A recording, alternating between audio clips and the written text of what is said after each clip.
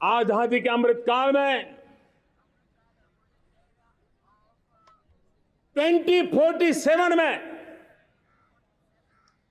जब देश आजादी के 100 साल मनाएगा, उस समय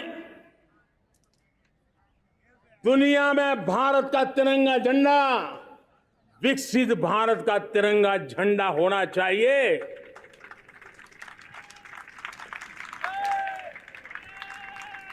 रत्ती भर भी हमें रुकना नहीं है, पीछे नहीं हटना है। और इसके लिए शुचिता, पारदर्शिता और निष्पक्षता, ये पहली मजबूती की जरूरत है। हमें उस मजबूती को जितना ज्यादा खाद पानी दे सकते हैं, संस्थाओं के माध्यम से दे सकते हैं, नागरिक के नाते दे सकते हैं, परिवार के नाते दे सकते हैं, ये हमारा सामूहिक दायित्व होना चाहिए। और इसलिए पिछले 75 साल का इतिहास देखिए, भारत के सामर्थ्य में कोई कमी नहीं थी। अरे जो देश कभी सोना की चिड़िया कहा जाता था, वो देश क्यों न फिर से उस सामर्थ्य को लेकर के खड़ा हो सकता है। मेरा अटूट विश्वास है साथियों, मेरे प्रिय परिवारजनों, मेरा अखंड अटूट एक निष्ठ विश्वास है कि 2047 में जब देश आजादी के 100 साल मनाएगा, मेरा देश विकसित भारत बन के रहेगा।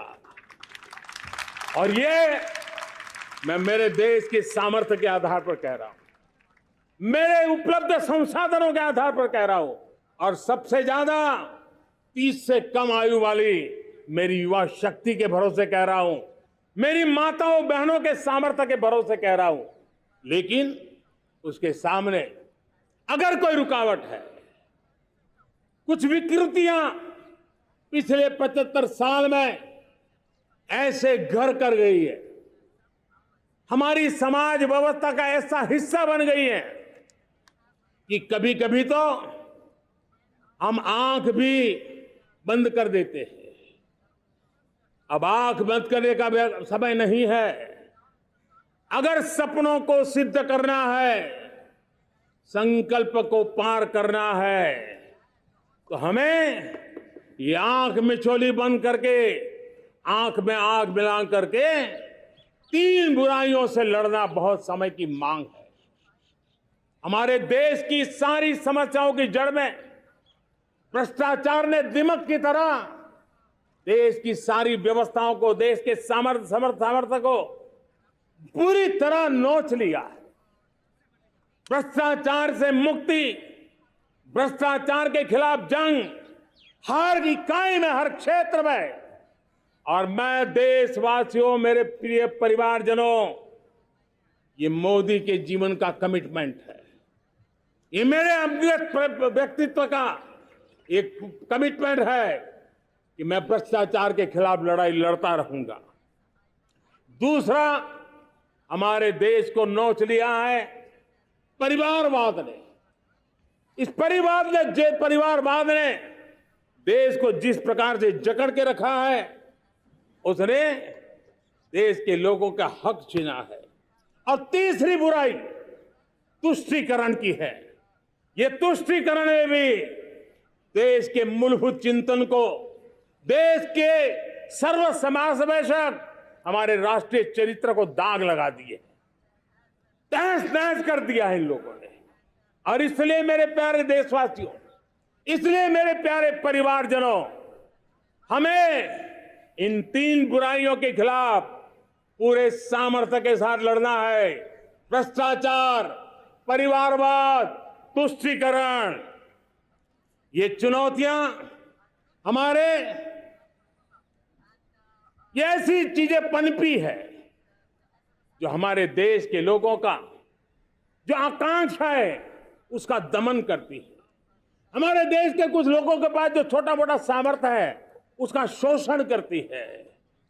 ये ऐसी चीजें हैं जो हमारे लोगों की आशा आकांक्षाओं को सवाल या निशान में गाड़ देती है। हमारे गरीब हो, हमारे दलित हो, हमारे पिछड़े हो, हमारे पसमानदा हो, हमारे आदिवासी भाई बहन हो, हमारी माताएं बहनें हो, हमने सबने उनके हकों के लिए इन 3 बुराइयों से मुक्ति पानी है। हमें भ्रष्टाचार के खिलाफ एक नफरत का माहौल बनाना है। जैसे गंदगी हमें नफरत पैदा करती है ना मन में, गंदगी पसंद नहीं है, ये सार्वजनिक जीवन की इससे बड़ी कोई गंदगी नहीं हो सकती। और इसलिए हमारे स्वच्छता अभियान को एक नया मोड़ ये भी देना है कि हमें भ्रष्टाचार से मुक्ति पानी है। सरकार टेक्नोलॉजी से भ्रष्टाचार की मुक्ति के लिए बहुत प्रयास कर रही है।